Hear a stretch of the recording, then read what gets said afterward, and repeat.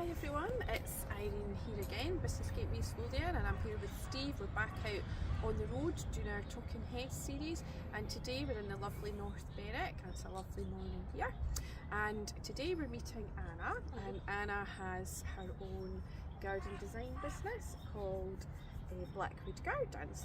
Morning Anna. Hello. So we'll just get straight into it. So Anna, just tell us a bit about yourself. Oh, hi there. I'm founder of Blackwood Gardens, the garden design studio just based outside of East Lothian, based just outside of North Berwick, and I've been operating for about 5 years now, and I offer the services of full garden design. So if you had your house renovated and the garden's been trashed, or you've got moved into new builds, we can make that garden work for you. Really help sorting it out.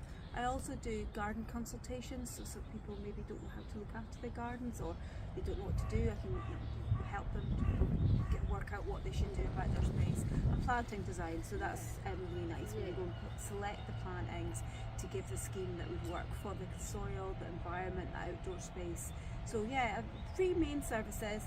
I work with really quality landscapers, so it's all about, and I'll see the project all the way through, so it's really about transforming my clients' gardens so it's into a space that they'll love and enjoy.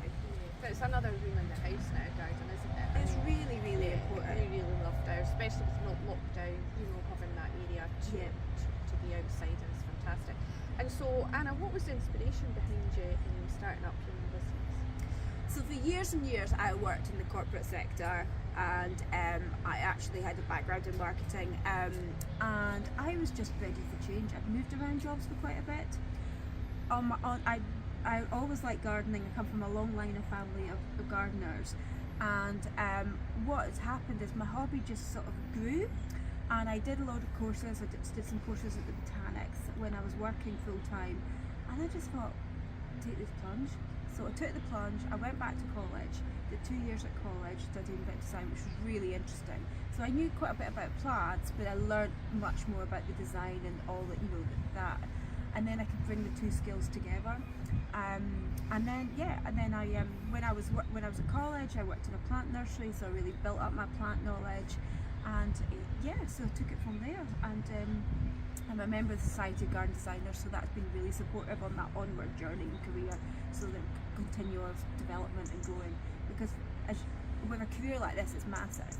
Plant world, the industry, you're not only having to know about soil, land, weather, materials, structure, drainage. You have to know a huge amount of things, so it is a continual, which makes it interesting. Yeah, absolutely. And you maybe have a lot of changes with, climate's changing, so you probably have to adapt for the weather now. We're getting different weather, maybe milder in the winter, so changing how people look after their gardens. There is things that you can do, and then people, I still think you've got to grow to the conditions that we've got. It's really about understanding the place.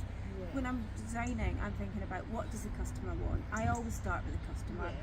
That comes from my own marketing background. What do they want, and then how can I help them? So I'm solving problems from them first, and then it's like, let them show me what they like, and then I can tell them what will grow and what will work. And sometimes they'll put plant suggestions that just wouldn't work in those conditions, but I can come up with an alternative, or I can help them move to that. So it's about working with what you've got. But that's what it's about. It's about helping people. Yeah. Fantastic. And what do you think your main challenges were, Anna, for starting up yourself?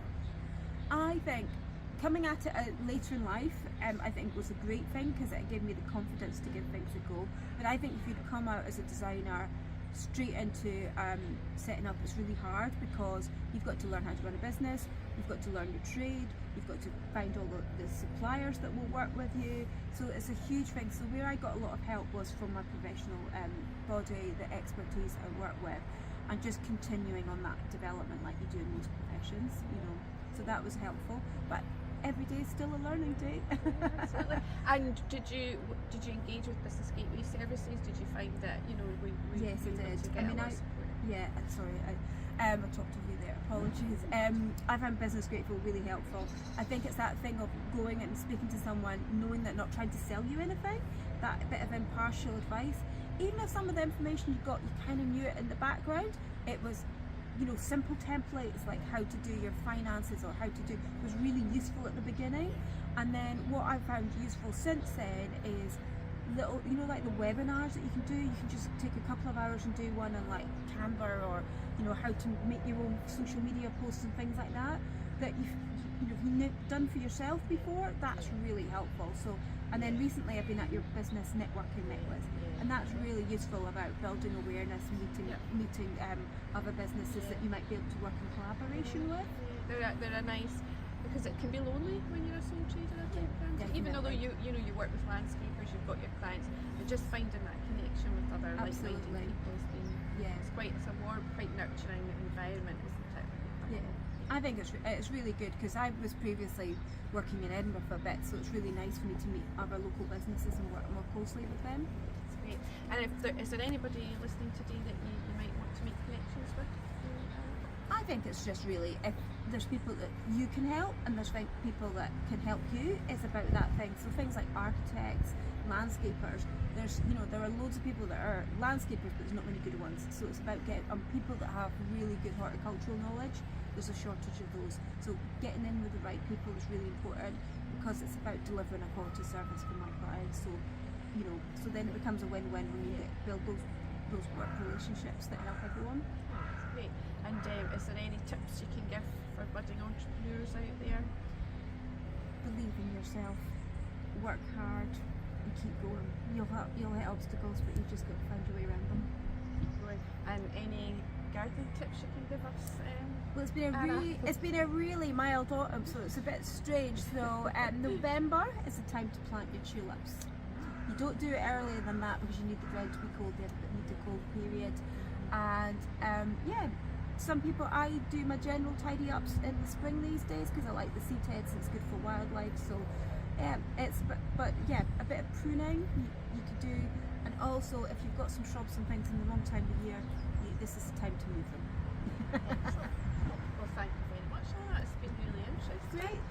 I'll be getting my gardening done later on today.